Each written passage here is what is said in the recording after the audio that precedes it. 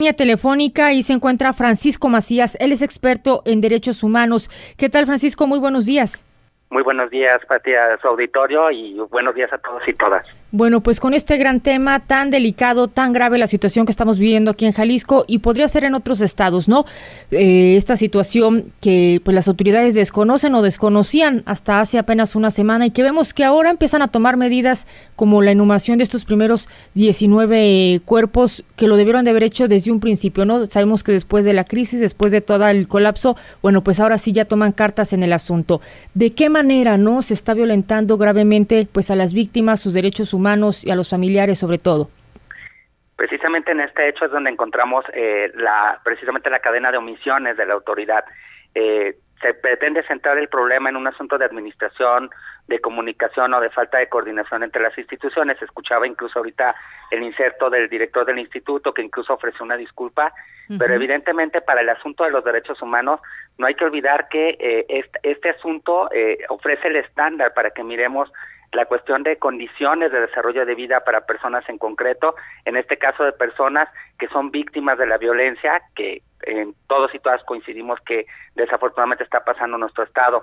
Entonces, este estándar es el que fija la evaluación de lo que debe de hacer las autoridades. Como es visible y de forma muy compleja esta parte de los dos trailers, lo único que reflejan es una falta de atención oportuna, una lógica en donde no se coloca al centro precisamente a los familiares de estas personas, ni siquiera a las personas que ya fueron victimizadas en un asunto de dignidad. Y además, el asunto es que tiene que ver con incumplimientos muy graves, Pati, asuntos que ya estaban contemplados en la Ley General de Víctimas y recientemente la Ley General de Desaparición Forzada. Las familias tienen derecho a la verdad, a tener la certeza de lo ocurrido, a tener información de cómo, cuándo y por qué sus familiares terminaron ahí. Tienen derecho a que exista un enfoque humanitario, a que exista efectividad y exhaustividad, que como verás, en esta parte queda evidente que las autoridades de Jalisco son buenas gestoras solamente para comprar gavetas o comprar zonas en los panteones, pero no para lograr una identificación.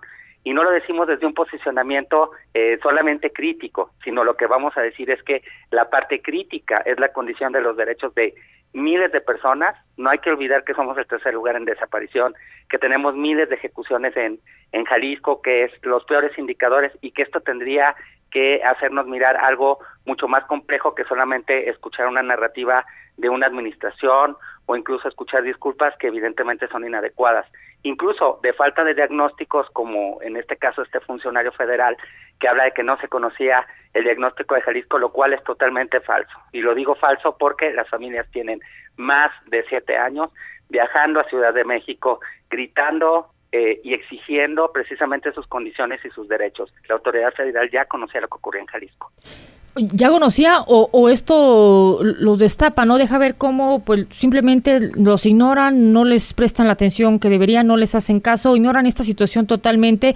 Porque sí, Sergio Jaime Rochín decía, el comisionado ejecutivo de atención a víctimas, que ellos pues no sabían, ¿no?, la situación en forenses, no saben cómo están las cosas. Digo, de verdad, pues es lamentable, ¿no?, esta respuesta, y de acuerdo a lo que tú nos dices, sí sabemos el trabajo que han hecho varias organizaciones como Por Amor a Ellas, Familias Unidas por Nuestros Desaparecidos, donde pues ellos se han encargado de hacer el trabajo que las autoridades no hacen en este caso. Y eso nos tendría que llamar la atención, porque entonces estamos hablando de que más bien hay una situación normalizada, Pati, es decir, tenemos marcos legales aprobados por el Congreso, puestos en vigor, grandes instituciones con membretes, pero hoy por hoy, a partir de lo que esto está ocurriendo, tendríamos que tener un ejercicio exhaustivo de rendición de cuentas, en donde pudiéramos revisar el estándar en donde se ha dejado de actuar. ¿Qué ha pasado con una comisión estatal de víctimas precisamente de la entidad?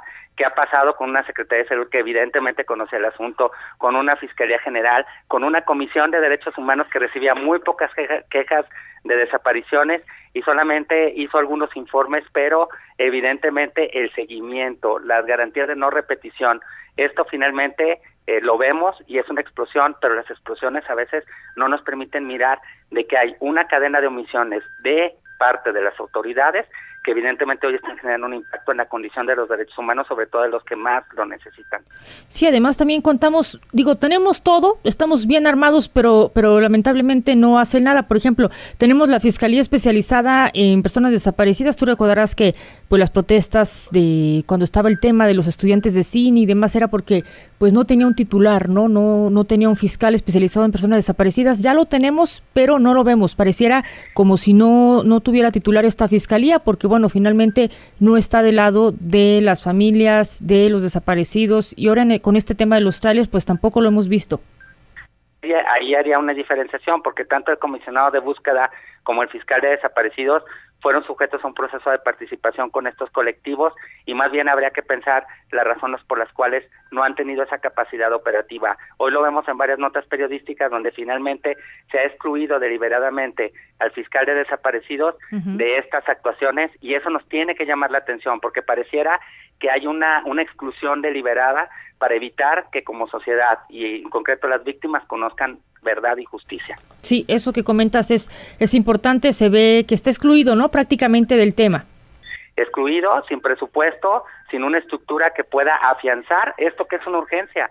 Y finalmente, como verán, no son gavetas, es recursos, no solo estamos hablando para salarios, sino recursos operativos para que se pueda responder a preguntas básicas de cómo sucedió, de qué manera sucedió, por qué sucedió, para qué sucedió, y no de una forma local, de una forma regional, que se integren bases de datos, información. Y como verán, al integrar este tipo de comisiones, ahora se hace una comisión de inhumación. Desde el nombre del público, radioescucha, podrá darse cuenta que lo que se está buscando es atender solamente una contingencia que es correcto que se atiende y qué bueno que se contraten gavetas y se hable de dignificación de cuerpos que los tenían en bolsas, pero estamos hablando de justicia y estamos hablando de información y estamos hablando de que hoy en Jalisco sí podemos afirmar que es una isla de institucionalidad y que finalmente esta isla está generando consecuencias graves para los derechos de las personas, y también entender que como sociedad, si lo permitimos, pues nada más es cuestión de tiempo de que nosotros estemos en ese supuesto.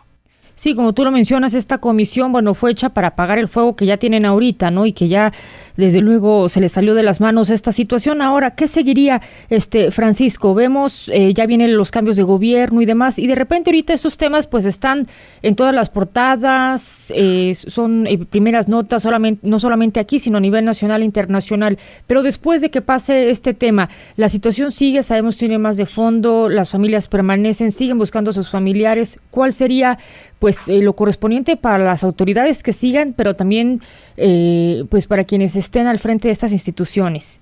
Es indispensable que se reconozca el problema con la gravedad de lo que estamos diciendo y que también se tenga una autoevaluación y poder decir si los recursos humanos y materiales con lo que supuestamente se quiere responder son suficientes para esta causa de justicia.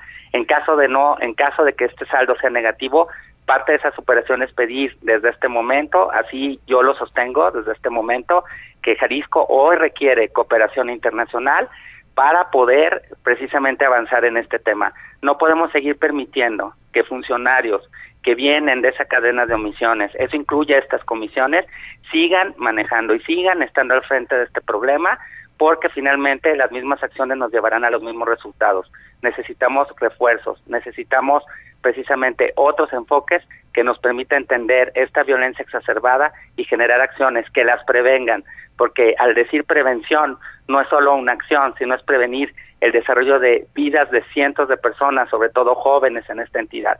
Entonces, lo que tiene que hacer la autoridad es reconocerlo, comenzar a tratar de buscar las mejores estructuras, incluso con cooperación internacional.